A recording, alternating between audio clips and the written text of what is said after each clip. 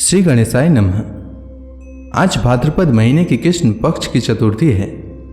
आज के दिन चौथ माता का व्रत रखने और व्रत कथा का श्रवण करने से सारी मनोकामनाएं पूर्ण होती है। तो आइए सुनते हैं चौथ माता की कथा। एक नगर में एक सेठ सेठानी रहते थे। उनके एक बेटा व बहू थे।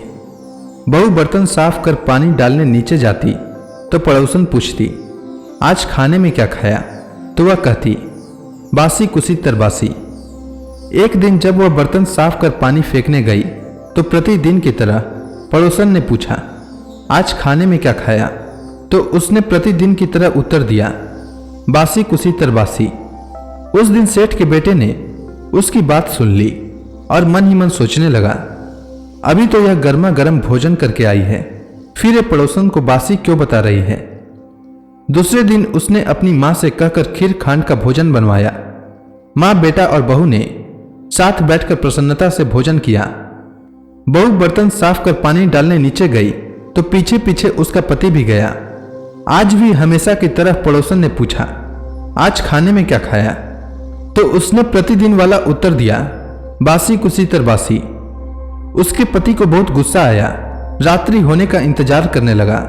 जब रात्रि में पत्नी कमरे में आई तो हाथ पकड़कर बोला, मेरे सामने खीर खांड के भोजन करके आई है, फिर पड़ोसन को बासी भोजन क्यों बताया? तब वह मुस्कुराकर बोली कि यह आपके पूर्वजों की कमाई है।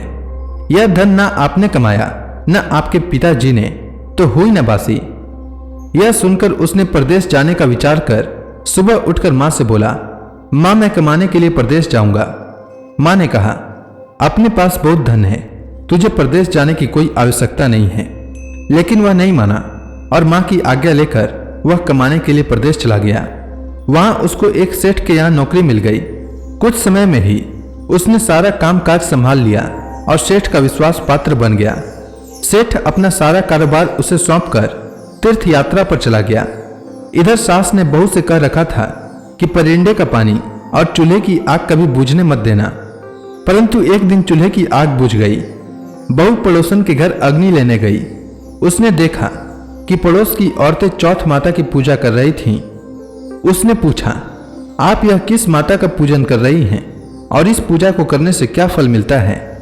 तब पड़ोसन ने कहा, यह चौथ माता का व्रत है। इस व्रत को करने से स्त्रियों को अखंड सौभाग्य, उत्तम रूप, सुख और गुणवान संतान तथा बिछड़े का मिलन होता है। तब उसने बताया, मेरे पति परदेश गए हैं, मैं भी चौथ माता का व्रत करना चाहती हूँ, पर मेरी सास मुझे घर से बाहर नहीं आने देती हैं, तो मुझे कैसे मालूम चलेगा कि चौथ का व्रत कब आया? तब पड़ोसन ने कहा, बहू, तुम रोजाना एक डिबिया में एक दाना गेहूं रखते जाना। जब 30 दाने हो जाएं, उस दिन चौथ माता का व्रत रख लेना और शाम को चौथ विनायक जी का पूजन कर चंद्रमा को अर्घ देकर फिर खाना खा लेना। साहूकार की बहू को पड़ोसन के कहे अनुसार व्रत करते हुए बहुत समय बीत गए। चौथ माता ने सोचा कि यदि इसकी नहीं सुनी तो मुझे मानेगा कौन। तब चौथ माता ने साहूकार के बेटे को स्वप्न में जाकर कहा कि साहू का बेटा सो रहा है या जाग रहा है। तो उसने कहा, ना सो रहा हूं और ना जाग रहा हूं, चिंता में हूं। इस पर चौथ माता ने कहा, चिंता छोड़ और घर जाकर तेरे परिवार को संभाल। तब साहूकार के बेटे ने कहा, मेरा कारोबार बहुत फैला है। तब चौथ माता बोली, सुबह उठकर स्नान ध्यान से निवृत्त हो, दुकान जाकर चौथ माता का नाम लेकर घी का दीपक जलाकर बैठ जाना। जिसको लेना होगा वह ले जाएगा और जिसको देना होगा वह दे जाएगा। सुबह उसने वैसा ही किया और देखते ही देखते हिसाब हो गया और उसने घर जाने की तैयारी कर ली। घर रवाना हुआ तो रास्ते में एक सांप अपनी 100 वर्ष की आयु पूर्ण करके दाह समाधि लेने जा रहा था।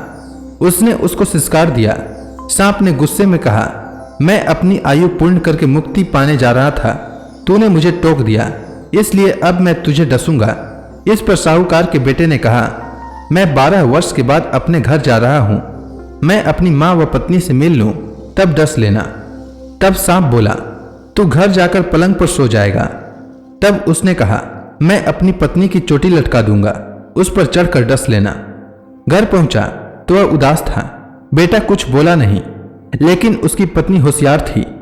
सब बात पता करके उसके कमरे की एक सीढ़ी पर दूध दूसरी पर चूरमा, तीसरी पर बालू रेत, इत्र और फूल आदि रखकर चौथ माता से प्रार्थना की, हे चौथ माता, मेरे पति के प्राणों की रक्षा करना। अर्धरात्रि में सांप आया और दूध पिया, चूरमे व बालू मिट्टी में किलोले करा, फिर बोला, साहूकार के बेटे की बहू, सुख तो बहुत दिया पर वचनों का बंधा हूं, डसूंगा तो जरूर। तब चौथ बिंदायक जी ने सोचा, इसकी रक्षा तो करनी चाहिए। तब चौथ माता तलवार बनी और बिंदायक जी ढाल बने और सांप के टुकड़े हो गए। सांप की पूंछ का टुकड़ा उसकी जुत्ती में जाकर गिर गया। सांप ने सोचा, डसूंगा तो जरूर। तब उसकी पत्नी रोज कीड़ी को आटा डालती थी। तब सब कीड़ियों ने मिलकर उसकी पूंछ को खोखला कर दिया। साहूकार के बेटे को नींद नहीं आ रही थी। वह अपनी पत्नी के साथ चौपड़ पासा खेलने लगा। सुबह देर तक जब बेटे बहू नहीं उठे तो साहूकारनी जगाने गई तो सीढ़ियों पर खून ही खून देखकर जोर जोर से रोने लगी कि मेरा बेटा बहू को किसी ने मार दिया। रोने की आवाज सुनकर बेटा बहू उठे और बेटे ने कहा, माँ, हमारा दुश्मन मरा है, यहाँ सफाई करवाओ, तब हम बाहर आएंगे। माँ ने वहां सफाई करवाई। बेटा बहू नीचे आए। बेटे ने पूछा, मेरे पीछे किसी ने कोई धर्म पुण्य किया क्या? तो बहू ने हामी भरी।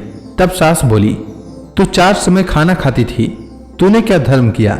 तब बहू बोली, मैं चौथ बिंदायक जी का व्रत करती थी।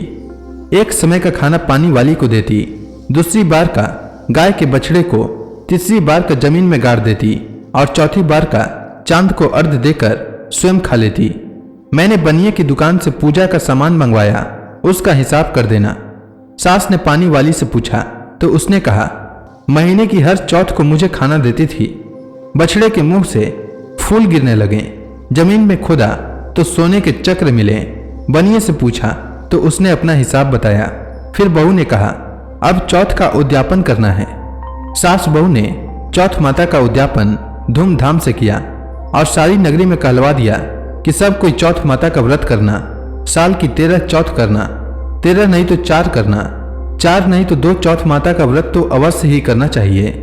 हे चौथ माता, जिस प्रकार आप साहूकार की बहू पर प्रसन्न हुई वैसे ही सब पर होना और सबकी मनोकामना पूर्ण करना। तो प्रेम से बोली चौथ माता की जय।